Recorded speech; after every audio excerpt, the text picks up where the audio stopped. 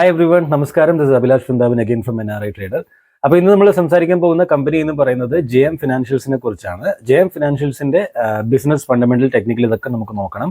അതേപോലെ തന്നെ RBI ഒരു പുതിയ ബാനും കൂടെ വന്നിട്ടുണ്ട് ഈ കമ്പനിയിൽ. അപ്പോൾ എന്താണ് ആ ബാൻ, എന്താണ് ആ ന്യൂസ് വന്നതുകൊണ്ട് സ്റ്റോക്ക് പ്രൈസ് ഏകദേശം 10-30% താഴേക്ക് വന്നിട്ട് നമുക്ക് നോക്കാം അതൊക്കെ. അപ്പം എന്തുകൊണ്ട് താഴേക്ക് വന്നു, എന്താണ് ന്യൂസ് കൊണ്ടുള്ള ഇംപ്ലിക്കേഷൻസ്, ഇതൊക്കെ നമുക്ക് മനസ്സിലാക്കിയതിന് ശേഷം വേണം നമ്മൾ ഇൻവെസ്റ്റ് ചെയ്യാൻ, ഏത് കമ്പനി ആണെങ്കിലും. ഓക്കെ, അപ്പോൾ നമ്മൾ XYZ ഇപ്പം ഞാനോ അല്ലെങ്കിൽ മറ്റൊരാളോ ഒക്കെ പറയുന്നത് കേട്ടിട്ട് നിങ്ങൾ നേരിട്ട് പോയത് വാങ്ങിക്കാണ്ട് എൻ്റെ കൂടെ നിങ്ങൾ ചെയ്യാൻ വേണ്ടി നോക്കുക. നിങ്ങൾ ലാപ്ടോപ്പ് തുറക്കുക അല്ലെങ്കിൽ മൊബൈൽ തുറക്കുക, ഞാൻ പറയുന്ന കാര്യങ്ങൾ അപ്പം നിങ്ങൾ സെർച്ച് ചെയ്ത് നോക്കുക. ഓക്കെ, അങ്ങനെ നിങ്ങൾക്ക് കൺവിക്ഷൻ പവർ വരുന്നുണ്ടെങ്കിൽ തീർച്ചയായിട്ടും നമുക്കത് ഇൻവെസ്റ്റ് ചെയ്യാൻ വേണ്ടി പറ്റും. അല്ലെങ്കിലോ ഇൻവെസ്റ്റ് ചെയ്യാൻ നിൽക്കരുത്. ഇനിയിപ്പോൾ ഞാനല്ല ആര് പറഞ്ഞാലും ശരി, നിങ്ങൾക്ക് സ്വന്തമായിട്ട് നിങ്ങളുടെ മനസ്സിലൊരു കൺവിക്ഷൻ പവർ വരുന്നില്ലെങ്കിൽ നിങ്ങൾ ഇൻവെസ്റ്റ് ചെയ്യരുത് ഒരിക്കലും. ഓക്കെ, ഡൗട്ടോട് കൂടി നമ്മൾ ഒരിക്കലും ട്രേഡ് ചെയ്യാൻ പാടില്ല. ഓക്കെ, അതേപോലെ തന്നെ ഞാൻ എപ്പോഴും പറയാറുള്ള കാര്യം എന്താണ്, നമ്മൾ ഒരിക്കലും കടം വാങ്ങിയ പൈസ കൊണ്ട് നമ്മൾ ട്രേഡ് ചെയ്യാൻ നിൽക്കരുത്. ഇന്നത്തെ കോട്ട് അതാണ്. നമ്മൾ കടം വാങ്ങിയിട്ടുള്ള പൈസ എന്ന് പറയുമ്പോൾ എന്താണ്, നമ്മളിപ്പോൾ ബ്രോക്കറിൻ്റെ അടുത്ത് നിന്ന് നമ്മൾ ഏതാണോ നമ്മൾ ഡിസ്കൗണ്ട് ബ്രോക്കർ, ഇപ്പോൾ സെറോദ ആണെങ്കിൽ സെറോദ, ഗ്രോ, അങ്ങനെ ഏതു വേണമെങ്കിൽ ആയിക്കോട്ടെ, ഇവരുടെ അടുത്ത് നിന്ന് കടം വാങ്ങുന്ന പൈസയും കടം വാങ്ങിയ പൈസ തന്നെയാണ്. ലിവറേജിൽ എടുക്കുന്ന പൈസ എന്ന് പറയുന്നത് കടം വാങ്ങിയ പൈസ എന്നല്ലേ പറയാ അതിന്, അല്ലേ? അപ്പം ആ ലിവറേജിൽ എടുക്കുന്ന പൈസ കൊണ്ട് നമ്മൾ ട്രേഡ് ചെയ്യരുത്. നമ്മൾക്ക് നെക്സ്റ്റ് ഒരു 3-4 വർഷത്തേക്ക് ആവശ്യമില്ലാത്ത പൈസ വെച്ചിട്ട് മാത്രമായിരിക്കണം നമ്മൾ ട്രേഡ് ചെയ്യേണ്ടത്. എക്സ്ട്രാ ആയിട്ട് നമ്മുടെ ചിലവുകളൊക്കെ കഴിഞ്ഞതിന് ശേഷം എക്സ്ട്രാ ആയിട്ട് എത്ര പൈസ നമ്മുടെ കയ്യിലുണ്ടോ ആ പൈസയാണ് നമ്മൾ മാർക്കറ്റിലേക്ക് കൊണ്ടുവരേണ്ടത്. ഈ കാര്യങ്ങളൊക്കെ എപ്പോഴും നിങ്ങൾ ഓർത്തു വെക്കുക. ഇങ്ങനെയൊന്നും ചെയ്യാത്തത് കൊണ്ടാണ് ചില കമ്പനികളിൽ നമ്മൾ ഇൻവെസ്റ്റ് ചെയ്തിട്ട് ആ കമ്പനി കുറച്ച് താഴേക്ക് പോകുമ്പോഴത്തേനും നമുക്ക് ആ ഒരു പേടി വരുന്നതും എന്ത് ചെയ്യണം എന്നുള്ളൊരു അവസ്ഥ, അല്ലെങ്കിൽ എന്ത് ചെയ്യണമെന്ന് നമുക്ക് മനസ്സിലാവാതിരിക്കുന്നതും അതുകൊണ്ടാണ്. അപ്പോൾ ഈ കാര്യങ്ങളൊക്കെ നിങ്ങൾ എപ്പോഴും ഓർത്ത് വെക്കുക. So with this note let's go to the video. അപ്പോൾ JM ഫിനാൻഷ്യൽസിന്റെ ചാർട്ട് ഞാൻ നോക്കുമ്പോൾ ഇവിടെ എനിക്ക് മനസ്സിലാവണം എന്താണ്, ഈ സ്റ്റോക്ക് പ്രൈസ് അതിൻ്റെ ഇതിനു മുമ്പ് പോയിരുന്ന അതിൻ്റെ ഹൈ ലെവലിൽ നിന്ന് ഏകദേശം 37% ഡൗൺ ആയിട്ടുണ്ട്. ഓക്കെ, ഈ ഭാഗത്തുനിന്ന് ഇങ്ങനെ ഇത്രയും താഴെ വരെ സ്റ്റോക്ക് പ്രൈസ് വന്നിട്ടുണ്ട്. അപ്പോൾ വളരെ പെട്ടെന്നാണ് വന്നത്. അതിനെക്കുറിച്ചിട്ടുള്ള കാര്യങ്ങളൊക്കെ എന്തുകൊണ്ട് ഇത്ര പെട്ടെന്ന് സ്റ്റോക്ക് പ്രൈസ് താഴേക്ക് വന്നു, എന്താണ് അതിൻ്റെ റീസൺ, അങ്ങനെയുള്ള കാര്യങ്ങളൊക്കെ ഞാൻ നോക്കുമ്പോൾ എനിക്ക് മനസ്സിലായത് എന്താണ്, അതിനകത്തൊരു ന്യൂസ് വന്നിട്ടുണ്ടായിരുന്നു. JM financials share plunges over 10% after RBI action. Okay, അപ്പോൾ എന്താണ് ഇതിൻ്റെ RBI ആക്ഷൻ, എന്താണ് ഈ കമ്പനിയിലുള്ളത്? അതുകൊണ്ട് തന്നെ ഒരുപാട് പേര് ഇതിനകത്ത് ഇൻവെസ്റ്റർ ആണെന്നാണ് എൻ്റെ വിശ്വാസം. ഒരുപാട് മെസ്സേജുകൾ എനിക്ക് എൻ്റെ ലാസ്റ്റ് വീഡിയോസിൽ നിന്ന് വന്നിരുന്നു അബൌട്ട് ദിസ് കമ്പനി. അപ്പം എന്തുകൊണ്ടാണ് സ്റ്റോക്ക് പ്രൈസ് താഴേക്ക് വന്നത്, എന്താണ് ആ ന്യൂസ് എന്നുള്ള കാര്യങ്ങളൊക്കെ നമുക്ക് മനസ്സിലാക്കാം. അതിനു മുമ്പ് നമ്മൾ എങ്ങനെയാണ് വീഡിയോ എപ്പോഴും ചെയ്യുക, നമ്മളെപ്പോഴും കമ്പനീസിനെ കുറിച്ച് കൂടുതലായിട്ട്, എന്ന് വെച്ചാൽ അതിൻ്റെ ബിസിനസ് ഫണ്ടമെന്റൽസ്, ടെക്നിക്കൽസ്, ഇത് മൂന്നും നമ്മൾ നോക്കും, അല്ലേ? ഇത് മൂന്നും നമ്മൾ നോക്കിയിട്ടാണ് നമ്മളൊരു കമ്പനിയിൽ എൻ്റർ ചെയ്യുന്നത്. അപ്പം അങ്ങനെ എൻ്റർ ചെയ്യുന്ന സമയത്ത് ആ കമ്പനി എന്താണ്, എല്ലാ കാര്യങ്ങളും ഓക്കെയാണ് എന്ന് നമുക്ക് മനസ്സിലാക്കി കഴിഞ്ഞതിന് ശേഷം നമ്മൾ അതിനകത്ത് ഇൻവെസ്റ്റ് ചെയ്യുന്നത് എത്രയാണ്, 3% ആണ് നമ്മൾ ആദ്യമായിട്ട് ചെയ്യേണ്ടത്, അല്ലേ? അതിൽ കൂടുതൽ നമ്മൾ പെട്ടെന്ന് ഒരു കമ്പനിയിൽ ഇൻവെസ്റ്റ് ചെയ്യാൻ പാടില്ല. ഏത് സ്റ്റോക്കിൽ എത്ര കൺവിക്ഷൻ പവർ നമ്മൾക്കുണ്ടെങ്കിലും 3%ൽ കൂടുതൽ നമ്മളൊരു സ്റ്റോക്കിൽ ഇൻവെസ്റ്റ് ചെയ്യാൻ പാടില്ല. ഓക്കെ, എന്നിട്ട് നമ്മൾ പടിപടിയായിട്ട് അതിന് കൂട്ടിക്കൊണ്ടുവരിക, ഒരു 6% വരെയൊക്കെ നമുക്ക് പോവാം. അതാണ് നമ്മൾ മാക്സിമം ലിമിറ്റ് നമ്മൾ വെക്കേണ്ടത്, 5 to 6% in one stock. Okay, we should not invest more than that. അപ്പോൾ ആ കാര്യം എപ്പോഴും മനസ്സിൽ വെക്കുക. അപ്പം JM ഫിനാൻഷ്യലിനെ കുറിച്ചുള്ള എല്ലാ കാര്യങ്ങളും നമ്മൾ പഠിച്ചിട്ടുണ്ട്. അപ്പം അത് ഓരോന്നായിട്ട് നമുക്ക് നോക്കാം. ഓക്കെ, അതിന് ഫസ്റ്റ് ആയിട്ട് നമുക്ക് നോക്കേണ്ട എന്താണ് ഈ ആക്ച്വലി കമ്പനി എന്താണ് ബിസിനസ് ചെയ്യുന്നത്, അല്ലേ?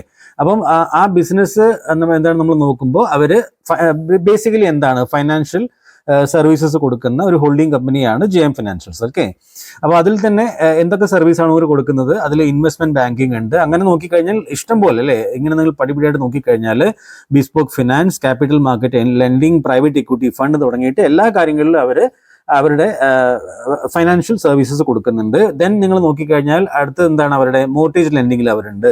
Okay, wholesale mortgage lending and retail mortgage lending. എന്താണത് ഹോൾസെയിൽ മോർട്ടേജ് ലെൻഡിങ് എന്ന് പറഞ്ഞാൽ, റിയൽ എസ്റ്റേറ്റ് ബിസിനസ്സുകളിൽ അതിന്റെ പ്രൊജക്റ്റുകളിൽ ഇൻവെസ്റ്റ് ചെയ്യുക. ഓക്കെ, അതിൽ നിന്ന് ലാഭം ഉണ്ടാക്കുന്ന ഒരു business, that is called wholesale mortgage എന്ന് പറയുന്ന ബിസിനസ്. ദെൻ അഗെയിൻ നിങ്ങൾ നോക്കിക്കഴിഞ്ഞാൽ റീറ്റെയിൽ മോർട്ടേജിൽ നോക്കിക്കഴിഞ്ഞാൽ എന്താണ്, basically home loan, individual home loan, അതേപോലെ തന്നെ ലോൺ അഗൈൻസ്റ്റ് പ്രോപ്പർട്ടി കൊടുക്കുക, പിന്നെ എഡ്യൂക്കേഷൻ ഇൻസ്റ്റിറ്റ്യൂഷൻ ലെൻഡിങ്, ഇതൊക്കെ ചെയ്യുന്ന ഒരു കമ്പനി. ഓക്കെ, ദെൻ അതൊരു ബിസിനസ്സാണ് അവരുടെ. ദെൻ നിങ്ങൾ നോക്കിക്കഴിഞ്ഞാൽ ബാക്കി എന്തിലാണ്, ആൾട്ടർനേറ്റീവ് ആൻഡ് ഡിസ്ട്രസ് ക്രെഡിറ്റിംഗ് എന്ന് വെച്ചാൽ അസറ്റ് റീകൺസ്ട്രക്ഷൻ ബിസിനസ്സിൽ അവരുണ്ട്. ഓക്കെ, എന്താണ് അസറ്റ് റീകൺസ്ട്രക്ഷൻ എന്ന് പറയുമ്പോൾ, ബേസിക്കലി ഇപ്പോൾ ഏതെങ്കിലും ഒരു കമ്പനി, XYZ ഏത് കമ്പനിയും ആയിക്കോട്ടെ, ആ കമ്പനിയുടെ ബിസിനസ് ഫോർ സർട്ടൺ റീസൺ എന്തെങ്കിലും ഒരു കാരണം കൊണ്ട് ആ ബിസിനസ് താഴേക്ക് വരികയാണ്. താഴേക്ക് വന്നിട്ട് അതിന്റെ ഓണേഴ്സിന് അത് അവരുടെ കയ്യിൽ ഒട്ടും പറ്റാത്ത രീതിയിൽ റൺ ചെയ്യാൻ പറ്റാത്ത രീതിയിൽ ആ കമ്പനിയൊക്കെ മാറുന്ന ഒരു സമയം വരുമ്പോൾ എന്ത് ചെയ്യും, ഇവരതിനെ ഇവർക്കൊരു പ്രത്യേകിച്ചുള്ള ഒരു വിങ് ഇവർക്ക് ഉണ്ട്. ഓക്കെ, ആ വിങ് ഇവർ മൊത്തത്തിൽ സ്റ്റഡി ചെയ്യും. ഈ കമ്പനിനെ മൊത്തത്തിൽ സ്റ്റഡി ചെയ്തിട്ട് അത് എന്തുകൊണ്ടാണ് ആ കമ്പനിയുടെ ബിസിനസ് തകരാൻ കാരണം, അല്ലെങ്കിൽ താഴേക്ക് വന്നതിന് റീസൺ എന്താണ് ഇവർക്ക് ചെയ്യാൻ പറ്റുക, അതിൽ എത്ര ഇൻവെസ്റ്റ്മെന്റ് വരും, അങ്ങനെ നമ്മൾ ഇൻവെസ്റ്റ് ചെയ്താൽ തന്നെ എത്ര സമയം കൊണ്ട് നമുക്ക് ആ ഇൻവെസ്റ്റ് ചെയ്ത പൈസ തിരിച്ചു കിട്ടും, എപ്പോൾ ഈ കമ്പനി ലാഭത്തിൽ എത്തും തുടങ്ങിയിട്ട് ഇതിന്റെ ഫ്യൂച്ചർ ഗ്രോത്ത് വരെ, ഇതിന്റെ ബാക്ക്വേർഡ് കാൽക്കുലേഷൻ ചെയ്ത് ഇതിന്റെ ഫ്യൂച്ചർ ഗ്രോത്ത് വരെ ഇവർ മനസ്സിലാക്കും. അങ്ങനെ മനസ്സിലാക്കിയിട്ട് ഇവർക്ക് ഓക്കെ ആണെന്ന് തോന്നുന്ന കമ്പനികളിൽ ഇവർ സ്വന്തമായിട്ട് അവരുടെ പൈസ ആ സമയത്ത് ഇൻവെസ്റ്റ് ചെയ്യും. എന്ന് വെച്ചാൽ ആ കമ്പനീസിന്റെ മേജർ ഷെയറുകൾ അവർ ആ സമയത്ത് ഏറ്റവും കുറഞ്ഞ പ്രൈസിൽ വാങ്ങിക്കും. എന്നിട്ട് ആ കമ്പനിയിൽ ഇവരുടെ സ്വന്തം പ്രയത്നം കൊണ്ട് ഇവർ അതിനെ റീസ്ട്രക്ചർ ചെയ്തിട്ട് മുമ്പോട്ട് കൊണ്ടുവരും. That is called restructuring. അപ്പൊ ആ ഒരു സംഭവം ഇവർ ചെയ്യുന്നുണ്ട്. ദെൻ ആൾട്ടർനേറ്റീവ് ക്രെഡിറ്റ് ഫണ്ട്സിലും അവരുണ്ട്. ഓക്കെ, ഇങ്ങനെ തുടങ്ങി ഇങ്ങനെ ഓരോ അസറ്റ് മാനേജ്മെന്റ് ബിസിനസ്സിൽ അവർ വന്നിട്ടുണ്ട്. ഇപ്പൊ കണ്ടു കഴിഞ്ഞാൽ AUM ബിസിനസ്സിലെത്തി, വെൽത്ത് മാനേജ്മെന്റ് ബിസിനസ്സിലെത്തി, സെക്യൂരിറ്റീസിലുണ്ട്, പോർട്ട്ഫോളിയോ മാനേജ്മെന്റ് സർവീസസിൽ വരെ JM ഫിനാൻഷ്യൽസ് ഉണ്ട്. പോർട്ട്ഫോളിയോ സർവീസ് മാനേജ്മെന്റ് എന്താണ്, നമുക്ക് ഇൻഡിവിജ്വൽ ആയിട്ട് ഒരാൾക്ക് സ്വന്തം പോർട്ട്ഫോളിയോ മാനേജ് ചെയ്യാനുള്ള കഴിവില്ലെങ്കിൽ അവരോട് പറഞ്ഞു കഴിഞ്ഞാൽ അവർ നിങ്ങളുടെ പോർട്ട്ഫോളിയോ മാനേജ് ചെയ്തിരുന്നു. പിന്നെ വെൽത്ത് മാനേജ്മെന്റ്, അസറ്റ് മാനേജ്മെന്റ് എല്ലാം mutual fund, basically mutual fund ആണ് അതൊക്കെ അസറ്റ് മാനേജ്മെന്റ് എന്ന് പറയുമ്പോൾ. അപ്പോൾ അതിലും അവരുണ്ട്. ഓക്കെ, അപ്പോൾ ഇത്രയും വലിയൊരു വാസ്റ്റ് ആയിട്ടുള്ള ബിസിനസ്സിൽ ഇപ്പോൾ തൽക്കാലത്തേക്കുള്ള ഒരു കമ്പനിയാണ് JM ഫിനാൻഷ്യൽസ്. അവരുടെ ഒരു ഗ്രോത്ത് നമുക്ക് പെട്ടെന്ന് നോക്കിക്കഴിഞ്ഞാൽ 2002 തുടങ്ങിയ ഒരു കമ്പനിയാണ്. അവർ ലോഞ്ച് ചെയ്തു പ്രൈവറ്റ് ഇക്വിറ്റി ഫണ്ട്. അവർ 2006 ആയപ്പോഴത്തേന് ലോഞ്ച് ചെയ്തു. 2007 അവർ റിയൽ എസ്റ്റേറ്റ് ഫണ്ട് ലോഞ്ച് ചെയ്തു. മേജർ ആയിട്ടുള്ള കാര്യങ്ങൾ മാത്രമാണ് ഞാൻ സംസാരിക്കുന്നത്. 2008 തൊട്ട് 2012 കാലയളവിൽ അവർ manager India's first IDR issue, then expanded operations in fixed income business. അതേപോലെ തന്നെ അവർ അസറ്റ് റീകൺസ്ട്രക്ഷൻ ബിസിനസ്സും തുടങ്ങി. 2012 തൊട്ട് 2017 വരെ നോക്കിക്കഴിഞ്ഞാൽ അവർ receive licence for housing finance from National Housing Bank, NHB-യിൽ നിന്ന് അവർക്ക് ഹൗസിംഗ് ഫിനാൻസ് കൊടുക്കാനുള്ള അപ്രൂവൽ കിട്ടി. 2018-2020 ആയപ്പോഴത്തേനും reported highest ever quarterly net profit. പിന്നെ 2021-22 ആയപ്പോഴത്തേനും അവർ ലോഞ്ച് ബോണ്ട് കാർട്ട് എന്ന് പറഞ്ഞ സംഗതി ഇവർ ലോഞ്ച് ചെയ്തിട്ടുണ്ട്. ബോണ്ടിന്റെ സംഗതികളാണ്, എന്ന് വെച്ചാൽ ബോണ്ട് വാങ്ങിക്കുക വിൽക്കാനുള്ള platform. Then reported highest ever consolidation operation pack. അപ്പം ഓവറോൾ ബിസിനസ് നമുക്ക് മനസ്സിലായി. ബിസിനസ് ഇനി ഈ ഒരു ബിസിനസ് എന്ന് വെച്ചാൽ ഇപ്പൊ മ്യൂച്വൽ ഫണ്ടിലും അവർ വന്നിട്ടുണ്ട്, അങ്ങനെ AUM ബിസിനസ്സിലുണ്ട്, എല്ലാ കാര്യത്തിലും ഉണ്ട്. ഓക്കെ, അപ്പൊ ഈ ഫൈനാൻഷ്യൽ സർവീസസ് ബിസിനസ് എന്ന് പറഞ്ഞാൽ ഗ്രോ ആവാൻ സാധ്യതയുള്ള ബിസിനസ് തന്നെയാണ്. ഇന്ത്യയിൽ എത്ര ആൾക്കാരാണോ, പിന്നെ ഞാൻ പറയുകയാണെങ്കിൽ ഇപ്പോൾ 14 കോടി ഡിമാറ്റ് അക്കൗണ്ട്സ് ആണ് ഓപ്പൺ ചെയ്തേക്കുന്നത്. അതിനകത്ത് തന്നെ ആക്റ്റീവായിട്ട് ട്രേഡ് ചെയ്യുന്ന 4-5 കോടി ആൾക്കാർ മാത്രമാണ്. അപ്പം അമേരിക്കയിൽ ഈ ഒരു നമ്പർ എന്ന് പറഞ്ഞാൽ 70-75 ശതമാനത്തിന്റെ കാര്യം ഞാൻ പറയുമ്പോൾ. ഓക്കെ, 70-75 മേലെയാണ് അമേരിക്കയിലെ ആൾക്കാർ ട്രേഡ് ചെയ്യുന്നത്. അപ്പം നമ്മളിപ്പോൾ 4% മാത്രമേ ആയിട്ടുള്ളൂ. വളരെ പെട്ടെന്ന് തന്നെ നമ്മൾ ഇന്ത്യ ഇങ്ങനെ ഗ്രോ ചെയ്യുന്നതിന്റെ കൂട്ടത്തിൽ തന്നെ ഈ കമ്പനികളൊക്കെ ഗ്രോ ആവും. അപ്പം തീർച്ചയായിട്ടും ഇവർക്ക് യാതൊരു തർക്കവുമില്ല ഇവരുടെ ബിസിനസ്സിൽ. പിന്നെ ഇവർക്ക് ഗ്രോത്ത് ഉണ്ടാവോ ഇല്ലയോ എന്ന് വെച്ച് കഴിഞ്ഞാൽ തീർച്ചയായിട്ടും ഗ്രോത്ത് ഉണ്ടാവും. There is no problem at all. അപ്പം ഇനി നോക്കാനുള്ള എന്താണ് JM ഫിനാൻഷ്യൽസിന്റെ ഫൈനാൻഷ്യൽ നമ്പേഴ്സ് ആണ്. ഓക്കെ, അവ നോക്കുമ്പോൾ മാർക്കറ്റ് ക്യാപ്പ് നോക്കിക്കഴിഞ്ഞാൽ വെറും 7,752 കോടി രൂപേന്റെ വളരെ ചെറിയൊരു മാർക്കറ്റ് ക്യാപ്പുള്ള ഒരു കമ്പനിയാണ് ഇപ്പോൾ JM ഫിനാൻഷ്യൽസ്. പിന്നെ അതിന്റെ കറന്റ് പ്രൈസ് നോക്കിക്കഴിഞ്ഞാൽ 81 rupees ആണ് ഇപ്പോൾ ഉള്ളത്. ദെൻ ബുക്ക് വാല്യൂ നോക്കിക്കഴിഞ്ഞാൽ 88.1 ആണ് ഇപ്പോൾ കാണിക്കുന്നത്. So there is A difference between those figures as well. അത് കഴിഞ്ഞ് നോക്കിക്കഴിഞ്ഞാൽ നമുക്ക് താഴേക്ക് പോയി നോക്കാം. ഇതിന്റെ PE റേഷ്യോ മാക്സിമം നമ്മൾ നോക്കുമ്പോൾ ഏകദേശം 12.2 ആണ് ഇതിന്റെ മീഡിയൻ PE വരുന്നത്. ഇപ്പോഴത്തെ കമ്പനിയുടെ കറന്റ് PE എന്ന് പറയുന്നത് എത്രയാണ്? It is just 11.6. So valuation is okay, അങ്ങനെ കുഴപ്പമൊന്നുമില്ല. പിന്നെ ഇതിന്റെ പിയർ കമ്പാരിസൺ നമ്മൾ നോക്കുമ്പോൾ എത്രയാണ്? 8 കമ്പനികളിലുണ്ട്. ടോപ്പ് 8 വരുന്ന കമ്പനിയാണ്. അതിൽ തന്നെ മാർക്കറ്റ് ക്യാപ്പ് വെച്ച് നമ്മൾ സോർട്ട് ചെയ്ത് കഴിഞ്ഞാൽ JM ഫിനാൻഷ്യൽസ് ഇവിടെ 8ാമത്തെ സ്ഥാനത്താണുള്ളത്. അതിന് മുകളിൽ ഇപ്പോൾ ഉള്ളത് ദെൻ HDFC AMC ആണ്. അപ്പോൾ ഈ ഒരു കാറ്റഗറിയിൽ ഒന്ന് മനസ്സിലാക്കി നോക്കൂ, 7,751 മാർക്കറ്റ് ക്യാപ്പുള്ള ഒരു കമ്പനി ഈ ഒരു പിയർ ഗ്രൂപ്പ് കമ്പാരിസണിൽ എന്തുകൊണ്ട് വരണം? ബേസിക്കലി അത് മനസ്സിലാക്കും. ഓക്കെ, അപ്പൊ അവർക്ക് കമ്പനി പ്രോഫിറ്റ് മേക്കിംഗ് ആണ്, ആൾക്കാർക്ക് ഇഷ്ടപ്പെടുന്ന സർവീസ് കൊടുക്കുന്നുണ്ടെങ്കിൽ തീർച്ചയായിട്ടും ഇത് among ദിസ് ഇത്രയും വലിയ വലിയ ജൈന്റ് ആയിട്ടുള്ള കമ്പനികൾ 4 ലക്ഷത്തിന്റെ മാർക്കറ്റ് ക്യാപ്പുള്ള കമ്പനികൾ ഇവിടെ ഉണ്ട്. അതേപോലെ തന്നെ പിന്നെ 1 ലക്ഷത്തിന്റെ മാർക്കറ്റ് ക്യാപ്പുള്ള ചോളമണ്ഡലം അവിടെ ഉണ്ട്. അപ്പൊ അതിൽ തന്നെ JM ഫിനാൻഷ്യൽ സ്ഥാനം പിടിച്ചിട്ടുണ്ട്. So it is not a small thing. മനസ്സിലാവുന്നുണ്ടോ? ദെൻ ക്വാർട്ടർലി റിസൾട്ട് നമ്മൾ നോക്കുമ്പോൾ സെയിൽസ് നമ്മൾ നോക്കുമ്പോൾ എത്രയാണുള്ളത്? 885. ദെൻ 2021 952. ദെൻ 2022 928. ഡിസംബറിൽ നോക്കിക്കഴിഞ്ഞാൽ 2023 1236 crore അല്ലെ? ഇതെല്ലാം കോടികളാണ്. 1236 കോടി രൂപന്റെ ഹയസ്റ്റ് എവർ നെറ്റ് പ്രോഫിറ്റ് അവർ സെയിൽസ് പോസ്റ്റ് ചെയ്തിട്ടുണ്ട്. അപ്പൊ നമ്മൾ ക്വാർട്ടർലി റിസൾട്ട് കമ്പയർ ചെയ്യുമ്പോൾ ഡിസംബർ 2020 ആണെങ്കിൽ 21, 22, 23 ഇങ്ങനെ കമ്പയർ ചെയ്യണം കേട്ടോ.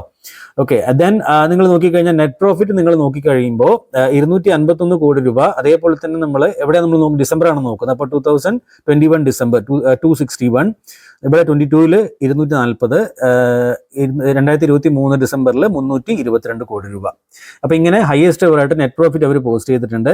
ബാക്കിയുള്ള എല്ലാ നമ്പേഴ്സും നമ്മൾ നോക്കിയിട്ടുള്ളതാണ്. ബിക്കോസ് ഇത് നമ്മൾ സ്റ്റുഡൻസിന്റെ ഗ്രൂപ്പിലും കൊടുക്കുന്നതാണ്. അപ്പൊ അവരും അത് സ്റ്റഡി ചെയ്യുന്നുണ്ട്, ഡീറ്റെയിൽ സ്റ്റഡി. ഇപ്പൊ ഇങ്ങനത്തെ സ്റ്റോക്കുകളൊക്കെ ഞാൻ എങ്ങനെയാണ് കണ്ടുപിടിക്കുന്നത്, ഓക്കെ, അതാണ് ഞാൻ എൻ്റെ കോഴ്സ് പഠിപ്പിക്കുന്നത്. അല്ലാതെ കുറെ ടിപ്പ് തരുന്ന ഒരു സംഭവമല്ല അതിനകത്തുള്ളത്. എങ്ങനെ നമുക്ക് സ്വന്തമായിട്ട് ഇൻഡിപെൻഡന്റ് ആയിട്ട് സ്റ്റോക്കുകളെ ഇങ്ങനെ കണ്ടുപിടിക്കാം, അതാണ് ഞാൻ പഠിപ്പിക്കുന്നത്. ഓക്കെ, അപ്പൊ അത് അറ്റൻഡ് ചെയ്തിട്ടുള്ള ആൾക്കാർക്ക് അതിന്റെ ഗുണം കിട്ടിയിട്ട് നിങ്ങൾ നോക്കിക്കോളുക. വെബ്സൈറ്റിൽ ലിങ്ക് താഴെ കൊടുത്തിട്ടുണ്ട് ഞാൻ. സെയിൽസ് നിങ്ങൾ നോക്കുമ്പോൾ 864 കോടി രൂപ. അതേപോലെ തന്നെ പ്രോഫിറ്റ് ആൻഡ് ലോസ് ആണ് നമ്മൾ മുമ്പ് നോക്കുന്നത്. അപ്പൊ 864 കോടി രൂപയിൽ നിന്ന് സെയിൽസ് ഇൻക്രീസ് ആയിട്ട് ഇപ്പോൾ 4346 കോടി രൂപ എന്ന ഹയസ്റ്റ് അവർ നമ്പറിലേക്ക് സെയിൽസ് പോയിട്ടുണ്ട്. ദെൻ നിങ്ങൾ നോക്കിക്കഴിഞ്ഞാൽ നെറ്റ് പ്രോഫിറ്റ് നിങ്ങൾ നോക്കുമ്പോൾ 131 crore നിന്ന് അതിപ്പോ ഏകദേശം 992 കോടി രൂപ വരെ പോയതാണ്, പിന്നെ കുറഞ്ഞു. ദെൻ 737 കോടി രൂപ എന്ന നമ്പറിലാണ് നെറ്റ് പ്രോഫിറ്റ് ഇപ്പോൾ ഉള്ളത്. പിന്നെ ബാലൻസ് ഷീറ്റ് നമ്മൾ നോക്കുമ്പോൾ റിസർവിൽ നോക്കിക്കഴിഞ്ഞാൽ 1864 കോടി രൂപ എന്ന ഒരു നമ്പറിൽ നിന്ന് ഇപ്പോൾ റിസർവ് എന്ന് പറയുന്നത് കമ്പനിയുടെ സ്വന്തം പൈസ 8321 കോടി രൂപ എന്ന നമ്പറിലേക്ക് കമ്പനി മാറ്റിയിട്ടുണ്ട്. So that's A very good number. Then നിങ്ങൾ നോക്കിക്കഴിഞ്ഞാൽ ഇൻവെസ്റ്റ്മെന്റ് ഇവർക്ക് സ്വന്തമായിട്ട് ഇൻവെസ്റ്റ്മെന്റ് ഇപ്പോൾ 4000 കോടി രൂപയുടെ ഇൻവെസ്റ്റ്മെന്റ് ഇവർക്ക് വേറെ തന്നെ ഉണ്ട്. എന്ന് വെച്ചാൽ മറ്റുള്ള കമ്പനികളിൽ ഹോൾഡിംഗ് ഇവർക്ക് ഉണ്ടെന്നാണ് അതിൻ്റെ അർത്ഥം. ഓക്കെ, അപ്പം ആ ഒരു കാര്യമുണ്ട്. ദെൻ പിന്നെ പ്രൊമോട്ടറിന്റെ കയ്യിൽ നിങ്ങൾ നോക്കിക്കഴിഞ്ഞാൽ 56.44% അവരുടെ അടുത്തുണ്ട്. അതേപോലെ തന്നെ FISന്റെ കയ്യിൽ 17.92% ഉണ്ട്. ഇപ്പം DISന്റെ കയ്യിൽ 8.46% ഇപ്പോഴുണ്ട്. ഓക്കെ, പബ്ലിക്കിന്റെ കയ്യിൽ ഇപ്പോൾ ഉള്ളത് 17.17% ആണ്. So that's completely fine number, there is no problem at all. ഇത്രയും കാര്യങ്ങളാണ് ഇതിന്റെ ഫൈനാൻഷ്യൽസിൽ ഓടിച്ച് നമ്മൾ നോക്കുമ്പോൾ നമുക്ക് മനസ്സിലാവുന്ന കാര്യങ്ങൾ. ഓക്കെ, ഇതിന്റെ ഡീറ്റെയിൽ ആയിട്ടുള്ള കാര്യങ്ങൾ എനിക്കിപ്പോൾ അത് പറയാൻ നിന്ന് കഴിഞ്ഞാൽ ഒരു ഭയങ്കര സ്റ്റഡിയാണത്. അപ്പോൾ ഒരു കറഞ്ഞൊരു 3 മണിക്കൂറെങ്കിലും എടുക്കും നമുക്കൊരു കമ്പനി ഇങ്ങനെ സെലക്ട് ചെയ്ത് വരുമ്പോൾ. ഓക്കെ, അങ്ങനെയാണ് നമ്മൾ ചെയ്യാറുള്ളത്. നമ്മുടെ ഞാൻ പഠിപ്പിച്ചു കൊടുക്കുന്നത് അതുപോലെ തന്നെയാണ്. അപ്പോൾ അതാണ് ഞാൻ പറയുന്നത്. അപ്പോൾ അത് നമുക്ക് നോക്കണ്ട. ഇപ്പം നമ്മൾ ഓവറോൾ നമ്മൾ നോക്കുമ്പോൾ എനിക്ക് കാര്യങ്ങൾ വ്യക്തമായിട്ടുണ്ട്, നിങ്ങൾക്കും വ്യക്തമായെന്ന് ഞാൻ വിചാരിക്കുന്നു. ഇനി നമുക്ക് നോക്കാനുള്ള എന്താണ് ഇതിന്റെ ടെക്നിക്കൽ ടാർഗറ്റുകളാണ്. അപ്പോൾ ടെക്നിക്കൽ ടാർഗറ്റ് മനസ്സിലാക്കുന്നതിന് മുമ്പ് നമ്മളിപ്പോൾ ഫൈനാൻഷ്യൽ മനസ്സിലാക്കി, അതേപോലെ തന്നെ നമ്മൾ ബിസിനസ് മനസ്സിലാക്കി. ടെക്നിക്കൽ ടാർഗറ്റ് ഒക്കെ പറയുന്നതിന് മുമ്പ് ഒരു കാര്യം എപ്പോഴും ഓർത്ത് വെക്കുക, I am not a SEBI registered research analyst. അത് എപ്പോഴും നിങ്ങൾ മനസ്സിൽ വെക്കണം. ഞാനെന്നല്ല, ആര് പറയുന്നത് കേട്ടിട്ട് നിങ്ങൾ അന്ധമായിട്ട് പോയിട്ട് ആ ഒരു സ്റ്റോക്കിനെ വാങ്ങിച്ചിട്ട് നമ്മൾ എന്താ പറയുക വെക്കുക എന്നുള്ള രീതിയിൽ ചെയ്യരുത്. പഠിക്കാൻ വേണ്ടി ശ്രമിക്കുക. വൈ ആം സെയിങ് ദിസ്, നമ്മളിപ്പോൾ നാളെ ഇപ്പോൾ ഒരു നിയമം വരികയാണ്, സെബി പറയുകയാണ്, ഇപ്പോൾ അല്ലെങ്കിൽ പിന്നെ ഇന്ത്യൻ ഗവൺമെന്റ് പറയുകയാണെങ്കിൽ നമ്മൾ യൂട്യൂബിൽ ഇനി മുതൽ ഒരാളും സ്റ്റോക്ക് റിവ്യൂ ചെയ്യാൻ പാടില്ല എന്ന് പറഞ്ഞു കഴിഞ്ഞാൽ എല്ലാ ചാനലും പൂട്ടിപ്പോകും. മനസ്സിലായി, including mine.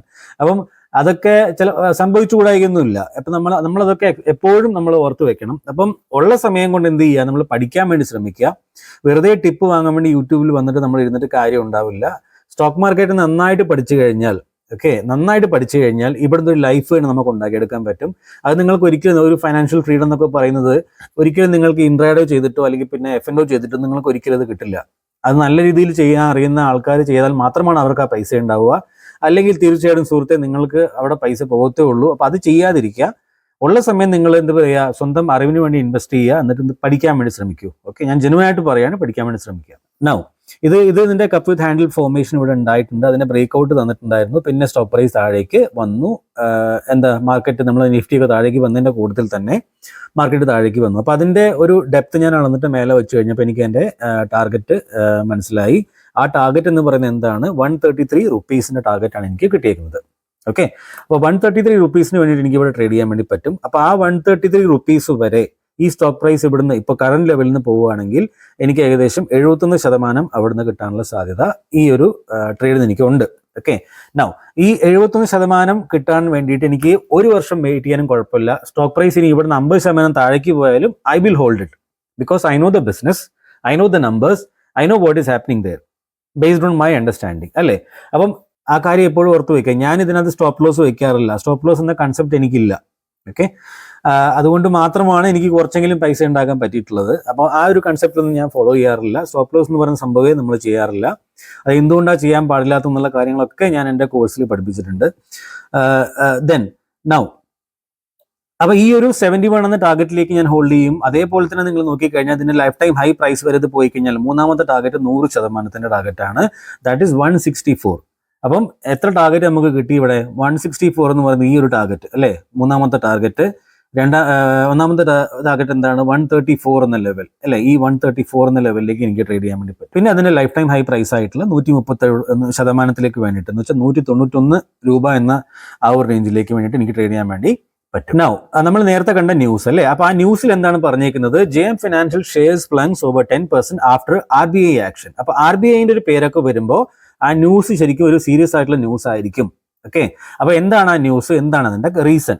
The Reserve Bank of India (RBI) on Tuesday asked ഇവിടെ കാണാം the financial services firm to cease and desist with immediate effect from doing any form of financial against shares and debentures, including sanctions and dispersal of loans against initial public offering (IPO).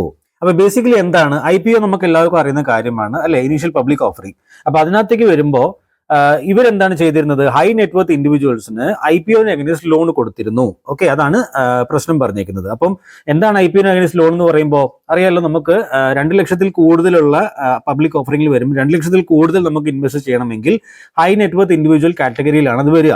Okay, അപ്പം JM Financials മാത്രമല്ല ഇത് ചെയ്യുന്നത്, അത് ചെയ്യുന്ന ഒരുപാട് കമ്പനികളുണ്ട്. നിങ്ങൾ നോക്കിക്കഴിഞ്ഞാൽ പിന്നെ ഇവിടെ നോക്കിക്കഴിഞ്ഞാൽ ബാങ്ക് ഓഫ് ബറോഡ അത് കൊടുക്കുന്നുണ്ട്, അതേപോലെ തന്നെ ബജാജ് ഫിൻസർവ് കൊടുക്കുന്നുണ്ട്, ആദിത്യ ബിർള കൊടുക്കുന്നുണ്ട് IPO financing, Bank Bazaar, SBI loan subscription for IPOs. അപ്പൊ എല്ലാവരും കൊടുക്കുന്നുണ്ട്. ഓക്കെ, എല്ലാവരും ചെയ്യുന്നുണ്ട്. Then what is the issue here? SEBI എന്താണ് പറയുന്നത്? സെബി പറയുന്നത് ഇങ്ങനെ നമ്മൾ IPOയിൽ ഇത്രയും വലിയ ഹ്യൂജ് ആയിട്ട് അമൗണ്ട് ലോൺ കൊടുക്കുമ്പോൾ IPO ഇൻഫ്ലേഷൻ ഉണ്ടാവുന്നു എന്ന് വെച്ചാൽ പെരുപ്പിച്ച കാണിക്കുന്നു. ഒരു കമ്പനിയുടെ സബ്സ്ക്രിപ്ഷൻ നമ്മൾ ന്യൂസിൽ വരത്തില്ലേ, 2 times, 3 times, 5 times ഒക്കെ സബ്സ്ക്രിപ്ഷൻ ആയി എന്ന് പറഞ്ഞിട്ട് കാണിക്കുന്ന ഒരു സംഗതി ഉണ്ടല്ലോ. അങ്ങനെ കാണിച്ചിട്ട് വെറും IPO ഒരു ലിസ്റ്റിംഗ്, നല്ലൊരു പ്രൊമോഷൻ ലെവൽ ലിസ്റ്റ് കിട്ടാൻ വേണ്ടിയിട്ടാണ് ഇങ്ങനെ കമ്പനികൾ ചെയ്യുന്നത്. അപ്പോൾ അത് ചെയ്തത് തെറ്റാണെന്നുള്ള കാര്യം മനസ്സിലാക്കിക്കൊണ്ട് സെബി എടുത്ത ഒരു റൂളാണ് ബേസിക്കലി ഈ ഒരു ബാൻ കൊണ്ടുവന്നത്. അപ്പൊ ഇപ്പോൾ RBI ബാൻ ചെയ്തിരിക്കുന്ന JM Financialsനെ ആണെങ്കിൽ നാളെ അത് മറ്റുള്ള കമ്പനികൾക്കും ബാധകമായിക്കൂടായില്ല, എല്ലാവരിലും ഇത് വരും. അപ്പൊ അതാണ് ബേസിക്കലി സംഭവിച്ചിരിക്കുന്നത്. ഇനി ഇതിന്റെ ഇമ്പാക്ട് എന്താണ്? ശരിക്കും പറഞ്ഞാൽ ഇത്രയും വലിയൊരു ഒരു ന്യൂസ് വന്നപ്പോൾ സ്റ്റോക്ക് പ്രൈസ് അവിടെ നിങ്ങൾ നോക്കിക്കഴിഞ്ഞാൽ എത്രയാണ്? 37% ആണ് സ്റ്റോക്ക് പ്രൈസ് താഴേക്ക് വന്നത് അല്ലേ, നമ്മൾ നേരത്തെ സംസാരിച്ചതാണ്. അപ്പം എന്താണ് ഇതിന്റെ ശരിക്കുള്ള ഇംപ്ലിക്കേഷൻ എന്താണ്? അത് നോക്കിയപ്പോൾ എനിക്ക് മനസ്സിലായത്, clarifying on RBI curbs on lending services, JM Financial said that there have been no material deficiencies in their loan sanction process and has not violated the applicable regulations. അവർ പറഞ്ഞിട്ടുണ്ട്. ദെൻ നിങ്ങൾ നോക്കുമ്പോൾ ഇവിടെ നിങ്ങൾ നോക്കിക്കഴിഞ്ഞാൽ നമ്പേഴ്സിൽ നമ്മൾ നോക്കുമ്പോൾ അവരുടെ എഫക്ട് എത്രയാണ്? JM Financials on Wednesday issued a clarification on the restrictions imposed by the Reserve Bank. Right, എന്താണ് പറഞ്ഞിരിക്കുന്നത്? അവർക്ക് എന്താണോ ആവശ്യം, റിസർവ് ബാങ്ക് എന്താണോ ചോദിച്ചിരിക്കുന്നത് ആ കാര്യങ്ങളൊക്കെ അവർ കോപ്പറേറ്റ് ചെയ്യുന്നുണ്ട്. പ്ലസ് അവർ പറഞ്ഞിരിക്കുന്ന കാര്യം, the company said IPO financing product has limited impact on the overall business as it constitutes 0.3% of the total net income on consolidated financials. വെറും 0.3% മാത്രമാണ് ഇവർക്ക് ഈ ഒരു ന്യൂസ് കൊണ്ട് ഇമ്പാക്ട് ഉണ്ടായിട്ടുള്ളത്. ഓക്കെ, 0.3%. 7,700 കോടി രൂപ മാർക്കറ്റ് ക്യാപ്പുള്ള ഒരു കമ്പനിയിൽ, ഈ രീതിയിൽ നല്ല നമ്പേഴ്സ് ഉണ്ടാക്കുന്ന ഒരു കമ്പനിയിൽ 0.3% എന്ന് പറയുന്നത് ഒന്നുമല്ല. അതാണ് അവരുടെ ഇംപ്ലിക്കേഷൻ, അവരുടെ ടോട്ടൽ ബിസിനസ്സിൽ വരുന്ന ഇംപ്ലിക്കേഷൻ. ഓക്കെ, അപ്പൊ അവരുടെ year on year net profit ഇപ്പൊ 737 കോടി രൂപയുണ്ട്. Everything is okay. ഈ ന്യൂസ് വന്നു, ദാറ്റ്സ് ഓക്കെ. അതിൽ അവർക്ക് ബിസിനസ്സിലുള്ള ഇംപ്ലിക്കേഷൻ വരുന്ന വെറും 0.3% മാത്രമാണ്. Okay, so that is done. ഇതാണ് ന്യൂസ്. പക്ഷെ ആ ന്യൂസ് കൊണ്ട് ഷെയർ പ്രൈസ് എത്ര താഴേക്ക് വന്നു? 37% താഴേക്ക് വന്നിട്ടുണ്ട്. ഇംപ്ലിക്കേഷൻ എത്രയാണ്? എന്താണ് കമ്പനിക്കുള്ള പ്രശ്നം? വെറും 0.3%. അപ്പൊ ഇതൊരു ഓപ്പർച്യൂണിറ്റി ആണോ? നല്ലൊരു ഓപ്പർച്യൂണിറ്റി ആണ്. ന്യൂസ് വന്നു, ഷെയർ പ്രൈസ് താഴേക്ക് വന്നു. തീർച്ചയായിട്ടും എനിക്കിത് ബൈ ചെയ്യാനാണ് തോന്നുന്നത്, അതുകൊണ്ട് ഞാൻ ബൈ ചെയ്തിട്ടുണ്ട്. ഇനി സ്റ്റോക്ക് പ്രൈസ് ഇവിടുന്ന് ഒരു 10% താഴേക്ക് പോയാലും I don't care. I will hold this one until my target. അത് തീർച്ചയായിട്ടും ഉണ്ടാവും. പിന്നെ അതേപോലെ തന്നെ നിങ്ങൾക്ക് ബാക്കിയുള്ള ഈ ചാനലിന് സബ്സ്ക്രൈബ് ചെയ്യാൻ മറക്കരുത്, ബെല്ലൈക്കൻ പ്രസ് ചെയ്താൽ മറക്കരുത്. അതേപോലെ തന്നെ ഒരു ആർക്കെങ്കിലും ഈ ഒരു വീഡിയോ ഷെയർ ചെയ്ത് കൊടുക്കാൻ മറക്കരുത്. പിന്നെ അതേപോലെ തന്നെ നിങ്ങൾക്ക് എന്താണ് ഒരു ഗുണം കിട്ടിയത് ഈ വീഡിയോ കണ്ടിട്ട്, ആ ഒരു ഗുണം നിങ്ങൾ താഴെ നിന്ന് കമന്റ് ചെയ്താൽ എനിക്കത് വായിക്കാനും അതേപോലെ നിങ്ങൾക്ക് റിപ്ലൈ തരാനൊക്കെ എനിക്കൊരു ഹാപ്പി ആയിട്ടുള്ള ഒരു സന്തോഷം തരുന്ന ഒരു സംഗതിയാണ്. So thank you so much for watching this video. I will see you with another one. By.